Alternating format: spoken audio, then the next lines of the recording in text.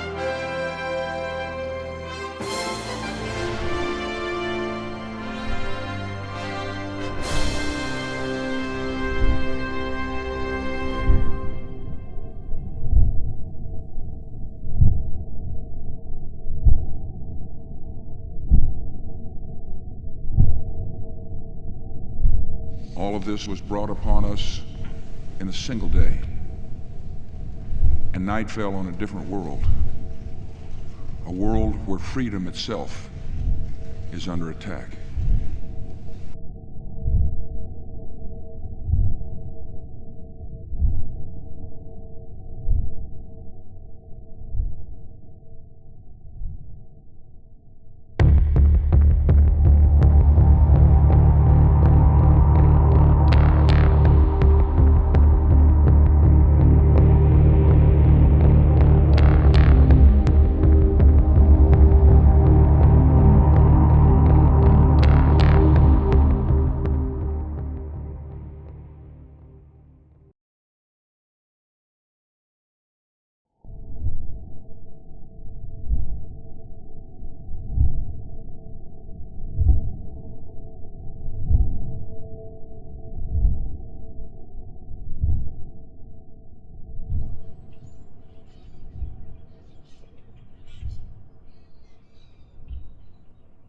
It has been a human desire for millennia to make accurate weather predictions.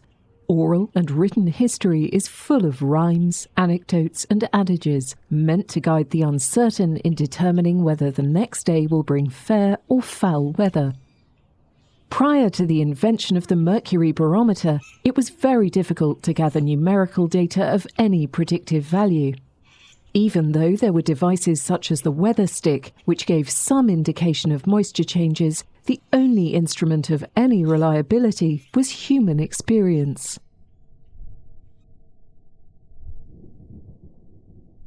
Folkloric content usually has some locally based observational validity, which allows these sayings to stand the test of time. Some of these observations may even have scientific explanations. The common phrase, "pink sky at night, shepherd's delight, pink sky at morning, shepherds take warning," is a rule of thumb used for weather forecasting during the past 2 millennia.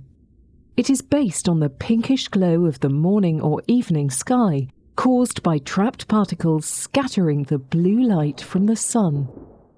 For the farmer wanting to plant crops, for the merchant about to send ships on trade, foreknowledge of tomorrow's circumstances might mean the difference between success and failure.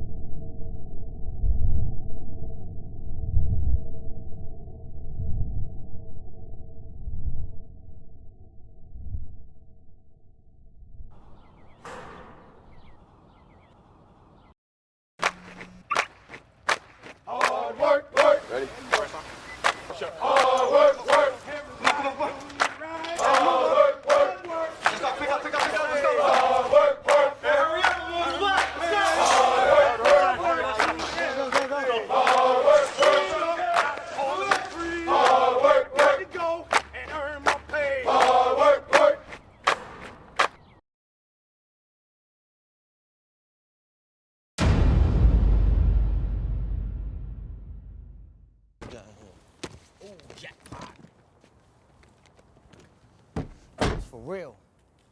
No.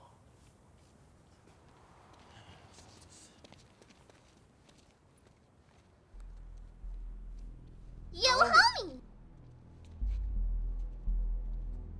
That my briefcase? Your briefcase? Yeah, it is. Why, you want it back? About your wallet. What else you got for me? Huh?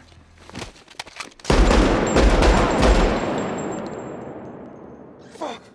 Alright, now it's time to break down one of the best movie gunplay scenes ever with Tom Cruise and Jamie Foxx in Collateral. The infamous alleyway scene where the two tweaker meth heads take Jamie Foxx's wallet and, to their dismay, Vincent's briefcase. He confronts them out here in the alley. Your briefcase? Yeah, it is. Why, you want it back? And at a very close range, neutralizes two tweakers in less than 2 seconds. Huh? I'm going to take you through the really key things in the gunplay part of it. First off, he's up here at arm's length from tweaker number 1, who has a pistol to his head. He comes up, blocks the pistol, but he has the wherewithal to tuck his hand in before he draws his USP-45 and shoots from retention. Basically, he shoots from arm lock position. Here's the key about this. Just like in the real world, if you ever have to do that, you've got to get your hand out of the way. It's not out of the realm of possibility that you could shoot yourself in the hand. Also, the key to this technique is to get your head over the gun. You want your head over the pistol, so now you have a horizontal alignment taken care of, and the only thing you're worrying about is vertical alignment. After 2 shots to the first guy, he moves to tweaker number 2, who's already trying to scramble back because he sees what happened to this dude. He shoots 2 to the body and 1 to the head. Overall, excellent scene. Tom Cruise put a lot of time into master it. In my opinion, probably the single best handgun gunplay scene in movie history. Well done.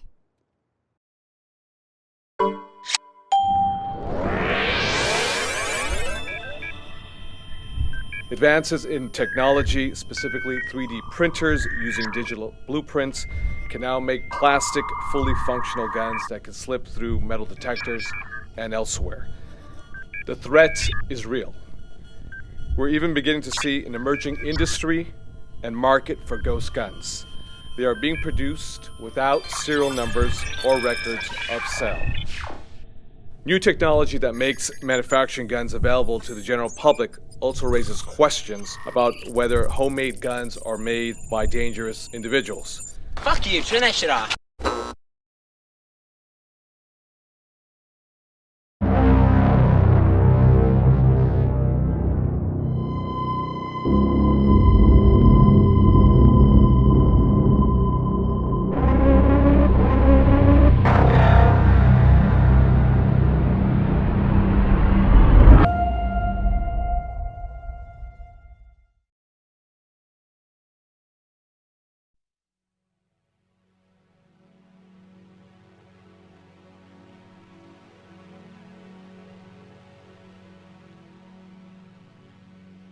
So much of the news this year has been hopeless, depressing, and above all, confusing.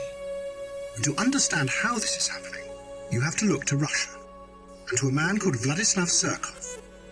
Surkov is one of President Putin's advisors. He came originally from the avant-garde art world, and those who have studied his career say that what Surkov has done is import ideas from conceptual art into the very heart of politics. His aim is to undermine people's perception of the world, so they never know what is really happening. Surkov turned Russian politics into a bewildering, constantly changing piece of theatre. He sponsored all kinds of groups, from neo-Nazi skinheads to liberal human rights groups. He even backed parties that were opposed to President Putin. But the key thing was that Surkov then let it be known that this was what he was doing, which meant that no one was sure what was real or fake. The underlying aim, Surkov says, is to use the conflict to create a constant state of destabilized perception. Troops have come home from Afghanistan, but nobody seems to know whether it was a victory or whether it was a defeat. It sums up the strange mood of our time, where nothing really makes any coherent sense. We live with a constant vaudeville of contradictory stories that makes it impossible for any real opposition to emerge, because they can't counter it with a coherent narrative of their own. And it means that we as individuals become ever more powerless, unable to challenge anything, because we live in a state of confusion and uncertainty.